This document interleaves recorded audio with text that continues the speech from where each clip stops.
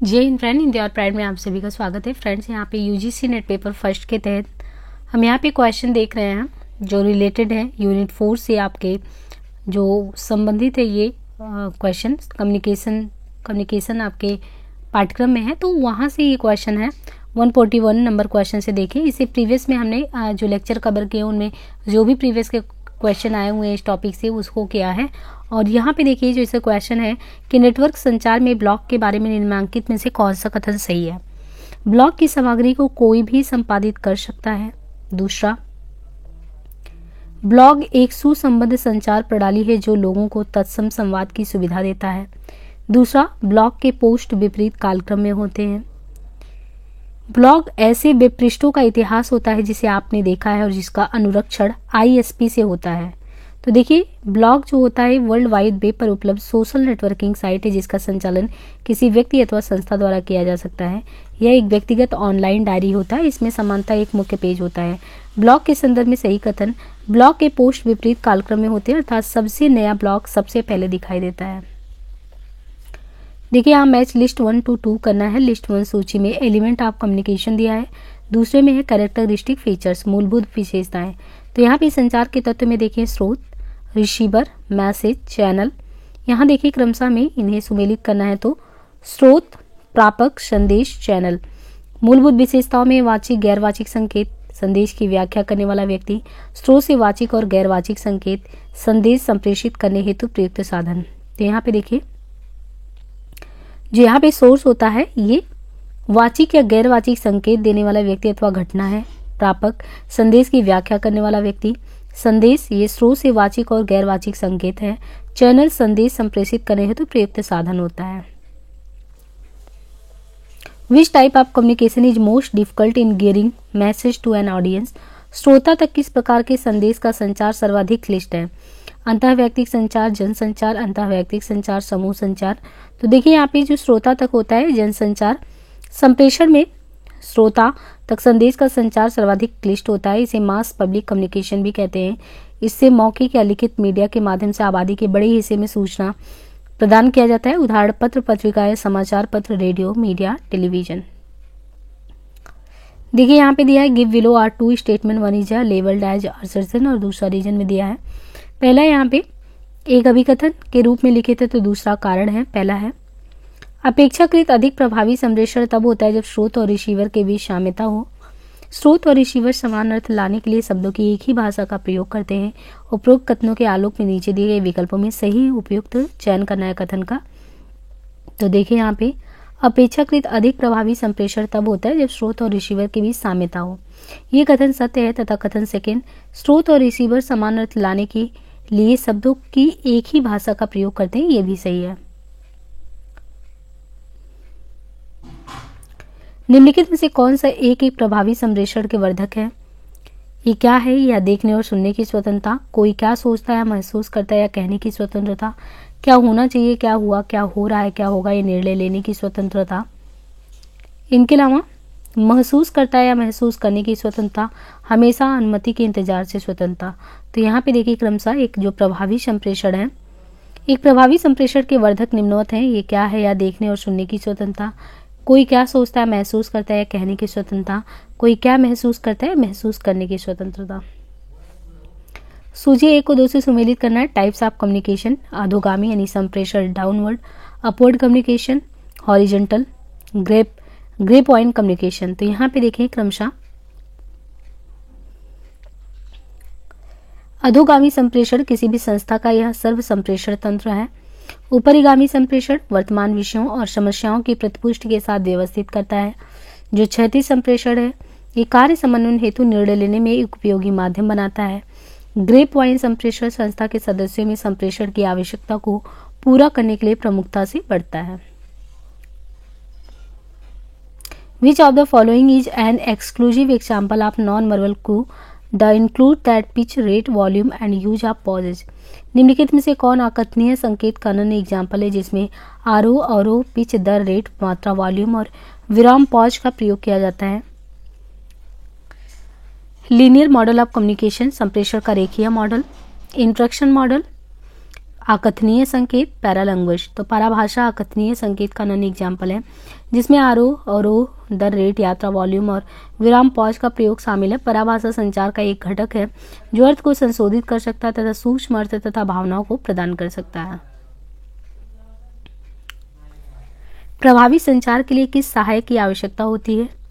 आर्थिक माहौल, राजनीतिक वातावरण, सामाजिक वातावरण, बहुसांस्कृतिक वातावरण। तो यहाँ पे देखें जो प्रभावी संचार है, प्रभावी संचार के लिए बहुसांस्कृतिक वातावरण की आवश्यकता होती है। प्रभावी संचार वो प्रोसेस है जिसमें व्यक्तियों, समूह तथा संगठन के मध्य सूचना को प्रेषित किया जाता है। इस संचार के 6 आधार हैं। संचार प्रक्रिया का मुख्य उद्देश्य जानना, संदेश किसको प्रेषित किया जाना है, श्रोता की प्रतिक्रिया किस प्रकार की होगी, इस संदेश से श्रोता को क्या लाभ हो सकता है, संदेश वाहन में यदि कोई अवरोध है तो उसको दूर करना, प्रेषित संदेश की प्रतिक्रिया को जानना। व्हील संचार नेटवर्क में सभी कर्मचारीगण एक व्यक्ति से अनुदेश तथा मार्गदर्शन लेते हैं। केवल एक व्यक्ति किसी एक व्यक्ति से बात करता है। प्रत्येक आदमी किसी एक से बात कर सकता है। संदेश एक वृत्त में गतिशील रहता है। तो व्हील संचार नेटवर्क में क्या होता है? व्हील संचार नेटवर्क में सभी कर्मचारीगण एक व्यक्ति से अनुदेश तथा मार्गदर्शन होते हैं। व्हील नेटवर्क को स्टार नेटवर्क के रूप में भी जाना जाता है। केंद्र में 4 अधीनस्थों के साथ एक पर्यवेक्षक का प्रतिनिधित्व होता है। अधीनस्थ एक दूसरे के साथ संवाद नहीं करते हैं। सभी संचार पर्यवेक्षक के माध्यम से प्रसारित किया जाता है। निम्न में से कौन सा संचार को एक विशेषता नहीं है? Which of following is not a characteristic of communication? यह 2 मार्गी प्रक्रिया है। यह सीधी रेखा में गमन करता है। इसमें सूचना साझा करने और समझ शामिल रहता है। व्यवसाय एवं गैर व्यवसाय संगठनों में एक सतत प्रक्रिया है। तो ये देखिए, इट्स फ्लोस इस लीनियर या सीधी रेखा में गमन करता है। तो देखिए यहाँ पे 2 या 2 से अधिक व्यक्तियों के मध्य सूचनाओं अथवा संदेशों और विचारों का आदान प्रदान ही संचार कहलाता है। संचार की निम्नलिखित विशेषताएं देखी जा सकती हैं। पहला, यह 2 मार्गी प्रक्रिया है। इसमें सूचना साझा करने और समझ शामिल है। व्यवसाय और गैर व्यवसाय संगठनों में एक सतत प्रक्रिया है। ये गतिशील प्रक्रिया है। संकेतों के माध्यम से भाव प्रदर्शन के द्वारा संचार प्रक्रिया सदैव एक निश्चित संदर्भ और संबंधित पहलू में घटित होता है। संचार सर्वव्यापक है। निम्न में किस अनौपचारिक नेटवर्क में कोई व्यक्ति आचरणात्मक रूप से प्रत्येक के साथ संचार करता है? In which of the following informal network does the individual communicates with everyone non सेलेक्टेबली?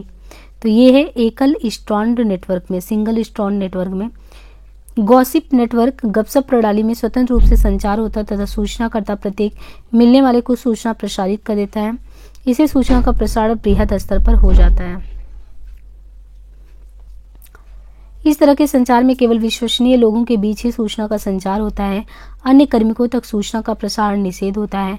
क्विथ Davis इसे सर्वाधिक लोकप्रिय मानते हैं।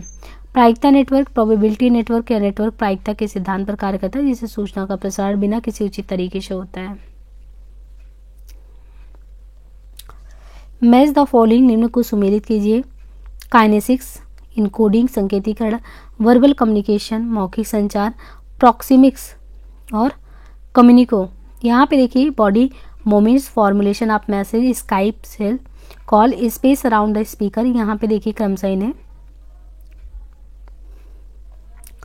काइनेसिक्स ये शारीरिक गतिविधियों से संबंधित है। संकेतीकरण संदेश का निर्माण, मौखिक संचार ये स्काइपल कॉल, प्रॉक्सिमिक्स वक्ता के आसपास का स्थान, कम्युनिको ये सहभागिता से संबंधित है। सर्वाधिक उचित उत्तर चुनिए। लिखित संचार की अपेक्षा मुखस्तः संचार के लिए बेहतर होता है। बैक रेफर करने का अवसर देना, सेविंग टाइम, इनके अलावा भावनाओं और संवेदनाओं का प्रतिपादन, कन्वेइंग फैक्ट तथ्यों को पहचाना। देखिए, मौखिक संचार बोले गए शब्दों के उपयोग के साथ संदेश देने या प्राप्त करने की प्रक्रिया। इसमें सूचना का प्रसारण शीघ्र होता है, इसलिए समय की बचत होती है। जबकि लिखित संचार में सूचनाओं का आदान प्रदान मुद्रित या लिखित रूप में होता है। ये प्रक्रिया धीमी होती है अतः समय ज़्यादा लगता है। संदेश की गलत व्याख्या मौखिक संचार में संभव है, लेकिन लिखित संचार में नहीं।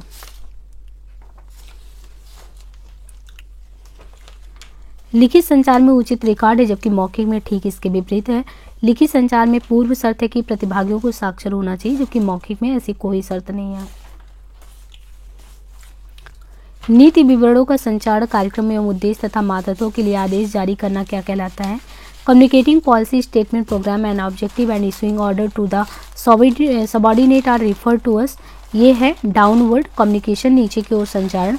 नीति विवरणों का संचारण, कार्यक्रमों एवं उद्देश्य तथा मातहतों के लिए आदेश जारी करना, नीचे की ओर संचारण करना कहलाता है संचार का अधोमुख प्रवाह। संचार का अधोमुख प्रवाह का अर्थ है कि संचार का वह प्रकार जो श्रेष्ठ से निम्न स्तर तक हो। उदाहरण के लिए प्रबंधक कर्मचारियों को कंपनी की नीतियों के बारे में नोटिस दे रहा हो। इन कम्युनिकेशन द लैंग्वेज ही संचार में भाषा होती है, तो कौन सी होती है? वर्बल कोड, मौखिक कोड संकेत। भाषा संचार की एक प्रणाली जो सूचना को स्थानांतरित के लिए मौखिक या गैर मौखिक कोड पर डिपेंड करती है। मौखिक कोड यानी एक मौखिक कोड संदेशों के निर्माण में शब्दों के उपयोग के बारे में नियमों को एक समूह में बांटता है। शब्द स्पष्ट रूप से बोले जा सकते हैं या लिखे जा सकते हैं। भाषा में मौखिक और गैर मौखिक भाषा दोनों ही शामिल होता है। व्यापक स्तर पर अत्यधिक लोगों को जानकारी प्रदान करने, आदान प्रदान करने या आदान प्रदान करने को क्या कहा जाता है? तो ये जन संप्रेषण कहलाता है।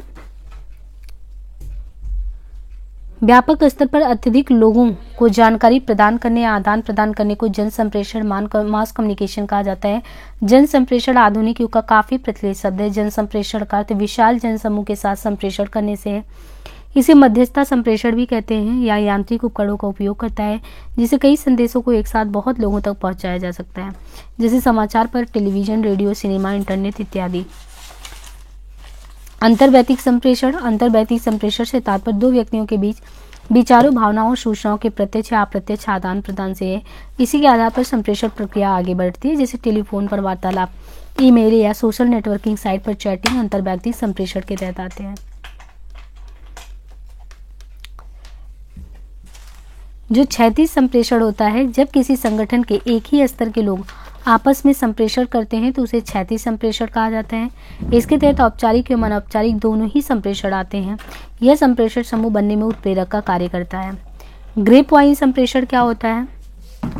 देखिए यहाँ पे जो ग्रेप वाइन संप्रेषण है उसको अनौपचारिक संप्रेषण कहते हैं या कार्यस्थल संवाद है, अर्थात यह कर्मचारियों और वरिष्ठों के बीच बातचीत की विशेषता है। ग्रेप वाइन संचार तेजी से फैलता और संभवतः संगठन में प्रत्येक व्यक्ति को छूता भी है। ग्रेप वाइन शब्द कहाँ से निकला है? तो ग्रेप वाइन शब्द अमेरिकी गृह युद्ध के दिनों के दौरान उत्पन्न हुआ था। उस समय खुफिया टेलीफोन लाइनें अंगूर के पेड़ की तरह एक पेड़ के रूप में शिथिल रूप से फंसी हुई थी और इसका संदेश अक्सर विकृत होता था, इसलिए किसी भी अफवाह को ग्रेप वाइन कहा जाता था। एक संदेश की सामग्री को प्रभावित करने वाले फिल्टर कहाँ से होते हैं? तो ये वक्ता और श्रोता दोनों के मन में होता है। एक संदेश की सामग्री को प्रभावित करने वाले फिल्टर वक्ता और श्रोता दोनों के मन में होते हैं। सभी संप्रेषण प्रक्रियाएं एक विचार या एक संदेश से शुरू होती हैं जिसका मुख्य उद्देश्य लक्षित दर्शकों से सकारात्मक प्रतिक्रिया की प्राप्ति करना होता है। संदेश एक स्रोत द्वारा भेजे गए मौखिक या गैर मौखिक संकेतों का एक समूह है, अतः संदेश मौखिक या लिखित शब्द, इशारा, शारीरिक गतिविधि या सभी हो सकते हैं। What is the context in communication? संप्रेषण में संदर्भ क्या होता है? Effective communication, verbal and non verbal response to message, a physical and psychological environment for conversation and influence with message reception. तो यहाँ पे देखिए संप्रेषण क्रियाओं का वो व्यवस्थित क्रम व स्वरूप है जिसके द्वारा एक व्यक्ति दूसरे व्यक्ति को, एक समूह दूसरे समूह को, एक विभाग दूसरे विभाग को, एक संगठन बाहरी पक्षकारों को विचार, सूचना, भावना या दृष्टिकोण को आदान प्रदान करता है। संप्रेषण प्रक्रिया कहलाती है। इसमें संदर्भ बातचीत के लिए शारीरिक और मानसिक वातावरण होता है। उपरोक्त गद्यांश से आप सोचते हैं कि युवा वर्ग से इतर लोग सामाजिक मीडिया के व्यसनी न्यूनतम रूप से प्रभावित हो सकते हैं। संभवतः सही, ट्रू, या इसमें से क्या होगा यानी फॉल्स है, संभवतः गलत है या कुछ कहा नहीं जा सकता। तो देखिए उपरोक्त गद्यांश से स्पष्ट है कि युवा वर्ग से इतर लोग सामाजिक मीडिया के व्यसनी न्यूनतम रूप से प्रभावित हो सकते हैं, ये कहा नहीं जा सकता। संप्रेषण की दिशा के अनुसार कौन सा संप्रेषण का प्रकार नहीं है? नीचे की ओर, डाउनवर्ड, अपवर्ड यानी ऊपर की ओर, समान धरातल स्तर या व्यक्तिगत। तो यहाँ पे होगा इंडिविजुअल यानी जो व्यक्तिगत है। व्यक्तिगत संप्रेषण संप्रेषण का प्रकार नहीं है, बल्कि जब शिक्षक प्रत्येक छात्र को अलग अलग शिक्षण देता है तो व्यक्तिगत संप्रेषण इंडिविजुअल कम्युनिकेशन होता है। इस संप्रेषण का उद्देश्य छात्रों में विशिष्ट योग्यताओं का विकास करना है। संप्रेषण के प्रकार निम्नवत हैं: मौखिक संप्रेषण, लिखित संप्रेषण, औपचारिक संप्रेषण, अधोमुखी संप्रेषण, अनौपचारिक संप्रेषण, ऊर्ध्वमुखी संप्रेषण, क्षैतिज संप्रेषण। तो मिलते हैं हम नेक्स्ट पार्ट में। आज के लिए इतने, धन्यवाद।